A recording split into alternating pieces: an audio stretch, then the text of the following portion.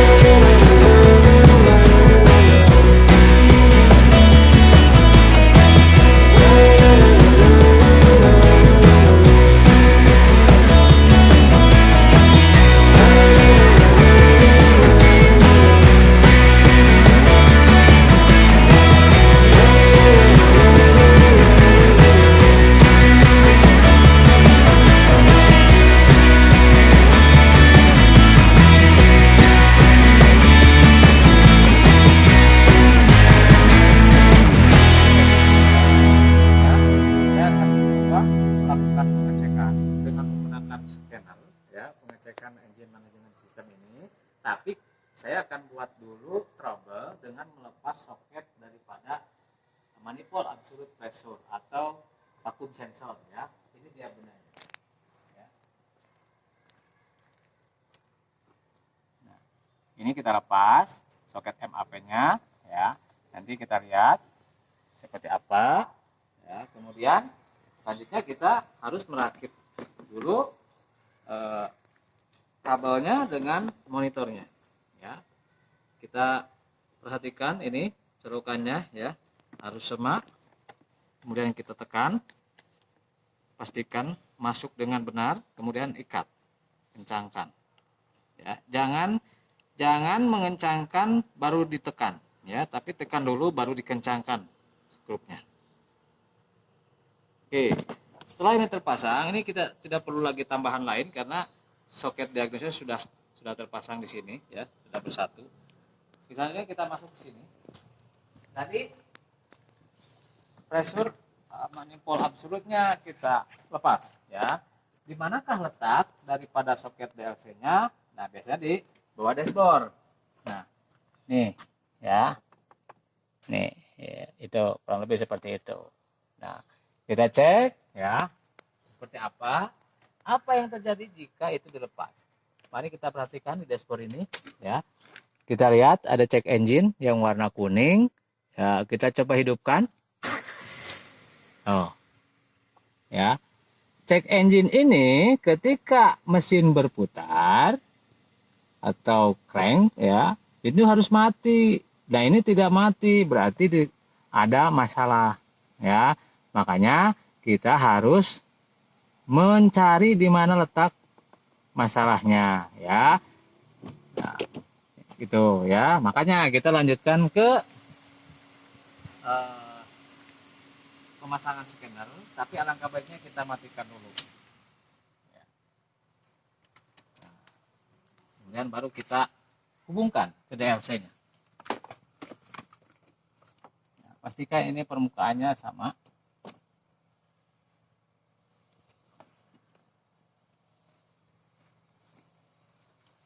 Nah, ini kita bisa lihat ya, sudah ada powernya, kita tinggal pijit powernya.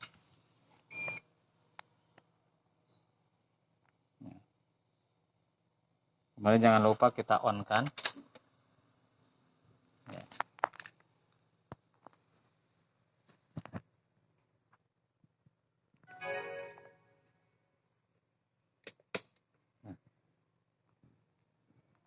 Setelah itu kita masuk, ini di close saja. Nah, kita pilih fitur yang tengah ya, biar dia meloading. Kemudian ini mereknya apa ya, ini kita sesuaikan Toyota ya. Kemudian nah, ini lebih mudahnya itu tidak terlalu berbelit-belit prosedurnya ya. Kita pilih internasional, kemudian 16 pin konektor kita pilih. Nah, kalau sudah tampil seperti ini kita pilih powertrain. Nah, ini ada TCCS ya. TCCS itu singkatan daripada Toyota Control Computer System ya. Kita pilih, lalu kita pilih OK ya. Nah, ini biarkan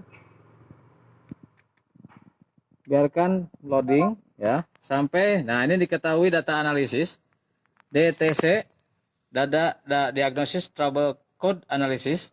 Kemudian ada data analisis, ini kalau misalkan nanti sambil dihidupkan atau data streaming boleh menyebutnya, atau ada juga yang menyebutnya current data. Kemudian ada flight record review. Nah, ini data perbaikan yang terekam di memori ECU-nya. Kemudian terakhir ada actuation test ya. Jadi ini adalah kalau kita untuk mengecek kinerja daripada salah satu komponen ya. Nah, karena ini terjadi kesalahan di DTC ya, di datanya, maka kita pilih DTC analisis ya. Nah, jadi ini adalah P0105, sudah dijelaskan di sini, pressure sensor signal. P1110 intake temperature sensor, ini IAT ya. Kemudian ada starting malfunction. Nah, starting malfunction ini mungkin rekam sebelumnya ya. Nah, setelah diketahui ini, nah, kemana kita cek ya? Tadi vakum atau pressure sensor dan iatnya kita cek. Ya, mari kita ke ruang mesin. Ya, saya tunjukkan. Ya. Nah, yang vakumnya ini atau pressure sensor dan kita pasangkan sampai bunyi klik. Nah, kemudian kita lihat intake air temperatur, yaitu ini bendanya, ini ya. Kita pasangkan lagi. Nah, kemudian setelah ini konektor terpasang dengan kuat, nanti kita baru masuk ke sana lagi, ya. Cuman ada sedikit bisa saya jelaskan bahwa ketika diketahui di sini ada kode sensor yang rusak, itu belum tentu sensor yang rusak, ya. Bisa jadi sensornya, bisa jadi sirkuitnya, bisa jadi ECU-nya, ya. Jadi 3 komponen ini bisa saja, ya. Cuma ya kita harus melakukan pengecekan dulu nanti, ya. Kalau misalkan ditemukan seperti ini, soketnya lepas, ya tinggal pasang lagi, ya. Tapi kalau misalkan soketnya terpasang dengan kuat, maka kita harus melanjutkan ke prosedur pemeriksaan sensor, ya, berdasarkan panduan dari buku manual, ya. Sekarang kita coba untuk menghapus. Nah, ini masih datanya seperti tadi, ya. Nah, kita coba hapus. Di sini ada fasilitas eras, ya. Ini langsung kita tekan, ya. Are you sure? Oke, kita pilih oke, ya. Nah, di sini sudah no DTC, ya. Kita balik lagi ke awal, kita cek untuk meyakinkan. Nah, ini sudah non DTC, ya. Nah, kemudian kita cek dengan cara menghidupkan kendaraan, ya. Pastikan atas persendirian netral, rem tangan terpasang dengan baik. Nah, ini dibuktikan dengan cek engine tadi sudah mati, ya. Kemudian kita lanjutkan penggunaan scanner ini, ya. Kita cek berarti di engine sudah tidak ada masalah.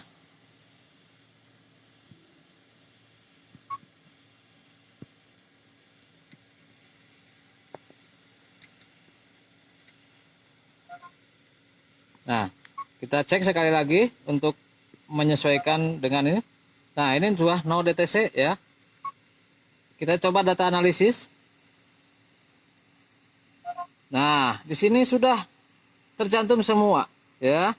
Dari mulai beban, kemudian temperatur air, kemudian nah ini inlet pipe pressure, tekanan masuk, kemudian speednya 1000 ini, ya. Karena suhunya belum mencapai suhu kerja sekitar 80. Nah, iatnya ini, suhu iatnya sekian, ya. Ini air sensor segala macam. Kemudian kita juga bisa melihat injection time, ya. Ini 2,2 milisecond, ya. Jadi durasi injeksi, ya. Kalau ini quantity adalah volume injeksi, ya, ya. Nah, ketika kita melakukan penambahan RPM, apa yang terjadi, ya, dengan data-data ini? Tuh, ya, ini berubah. Data ini berubah, ya. Ada rich, lean, rich kaya, campuran miskin. Ya, di sini ada juga RPM-nya juga berubah. Ini suhunya udah mulai naik, bebannya juga ada nambah, ya. Nah, jadi data-data ini, ya, bisa juga disesuaikan, ya, dengan buku manual. Oke.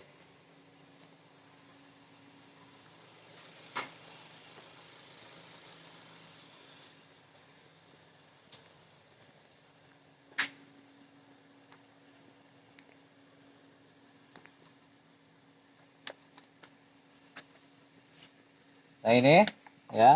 Jadi nanti data ini bisa digunakan. Injektor itu durasinya berapa, ya, kondisi normal, ya. Sini, kemudian pengapiannya berapa, di sini ada ya, durasinya, kemudian nih ya, PIM ada 20 sampai 40 ketika idling kita cocokkan.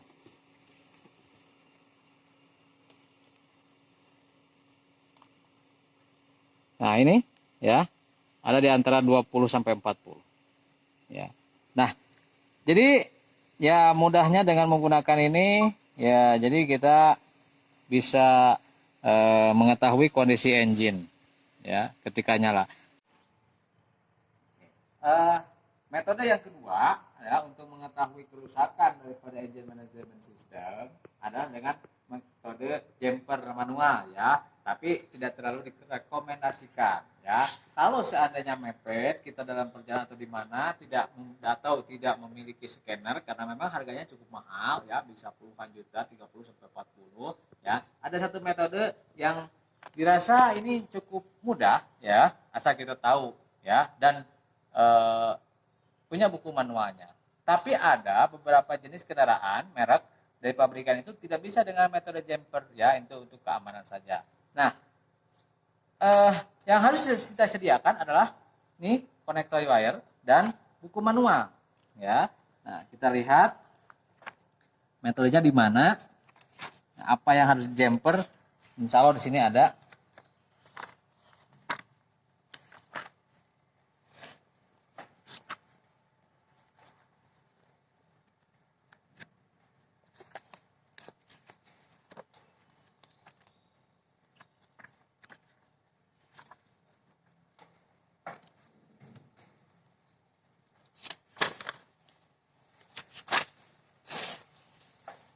Nah, ini ya, ini penampakan dari, jadi sisinya satunya dari sini ya.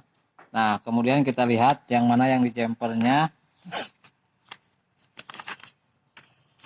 Nah, ini ya, tidak menggunakan IT, Intelligence Tester atau scanner. Jadi yang di jumpernya adalah terminal 4 dan 12 ya, atau FIT dan FIT ya, dengan menggunakan SST. Nanti kita lihat kedipannya seperti apa ya, kalau normal ya.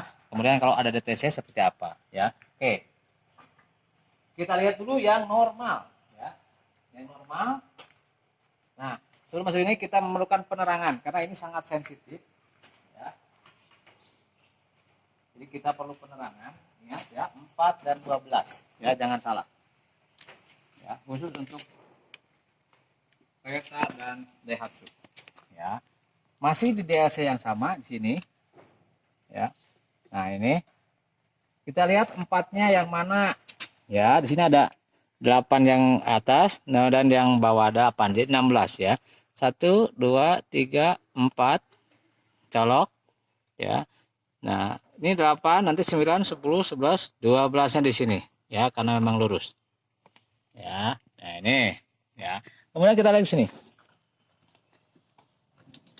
kita on kan tuh, bisa kita perhatikan ya, cek engine-nya, mengedipnya continue ya. Nah, ini ya, yang warna kuning ini mengedipnya continue, artinya bahwa engine-nya tidak ada masalah ya. Nah, sekarang bagaimana kalau ada masalah ya, kita matikan ya. Jumpernya saya tidak akan lepas, tapi saya akan melepas satu komponen ya.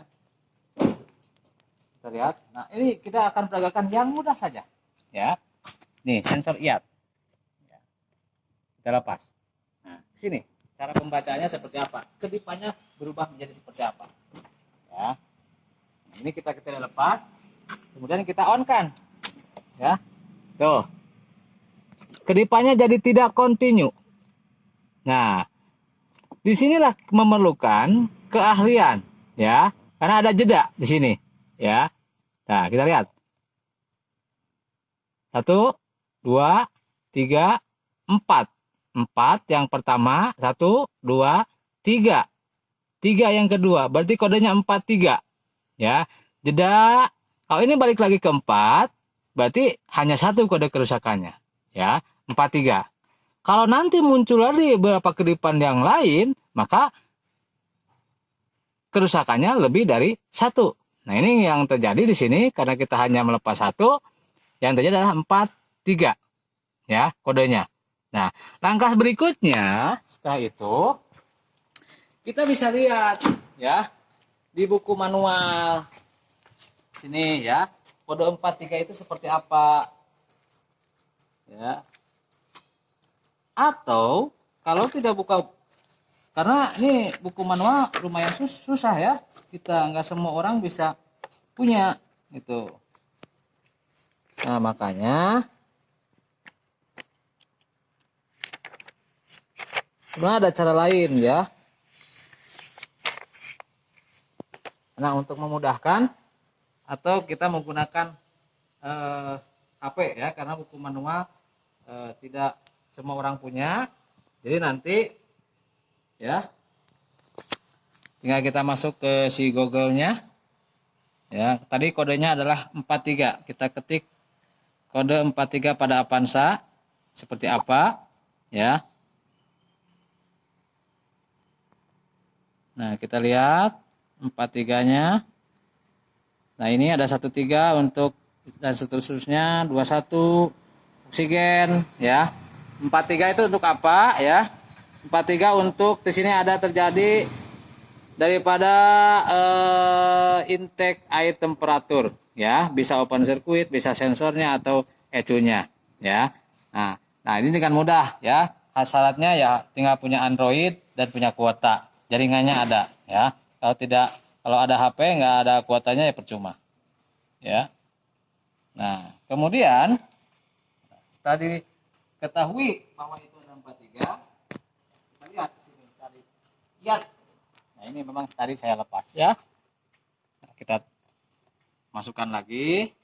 Kemudian kita ke sini ya. Nah, ini masih ngedip ya.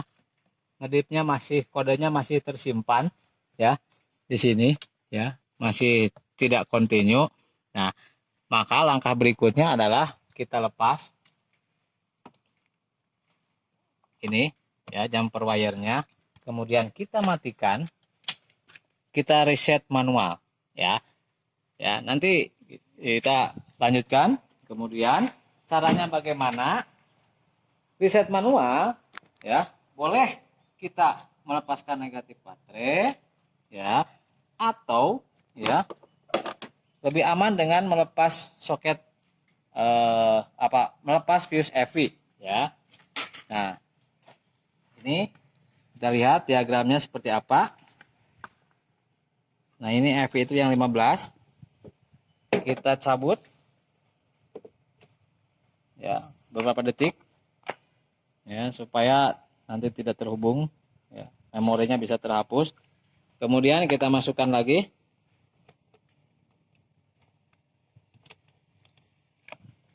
ya, pastikan semua terikat kuat ya. Kemudian kita lihat di sini ya, apa yang terjadi setelah di reset. Nah ya, jadi si itunya tidak kita buktikan dengan dihidupkan, harus mati ya. Berhasil kan? Nah, itu ya. Jadi boleh kalau punya scanner pakai scanner, kalau tidak punya ya gunakan cara manual ya. Tapi hati-hati, tidak semua jenis kendaraan merek itu sama cara menjempernya ya. Dan saya tidak recommended ya, hanya untuk keadaan terpaksa saja ya. Itu saja yang bisa saya sampaikan dan peragakan ya, tadi dengan menggunakan scanner, yang kedua dengan menggunakan metode jumper. Mudah-mudahan bermanfaat ya. Jangan lupa like dan komen dan subscribe supaya channel kita ini lebih berkembang lagi. Terima kasih. Wassalam.